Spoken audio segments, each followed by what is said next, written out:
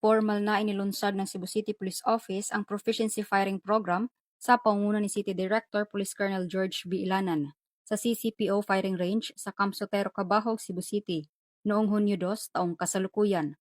Dinaluhan ang programa ng mga opisyal at tauhan ng CCPO kasama ang mga kinatawan ng Cebu City Peace and Order Council na sina Konsehal Paul Labra at Arnel Tansingco.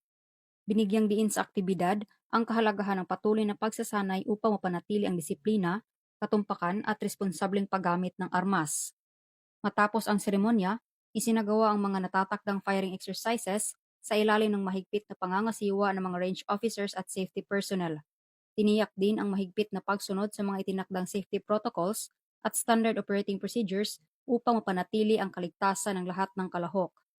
Ayon sa CCPO, mahalaga ang programa sa pagpapalakas ng kahandaan, kumpiyansa at profesionalismo ng mga pulis sa pagtugon sa mga insidente at pagpapanatili ng kapayapaan at kaayusan sa Cebu City sa ilalim ng adhikain ng Philippine National Police, bagong PNP para sa bagong Pilipinas, serbisyong mabilis, tapat at nararamdaman.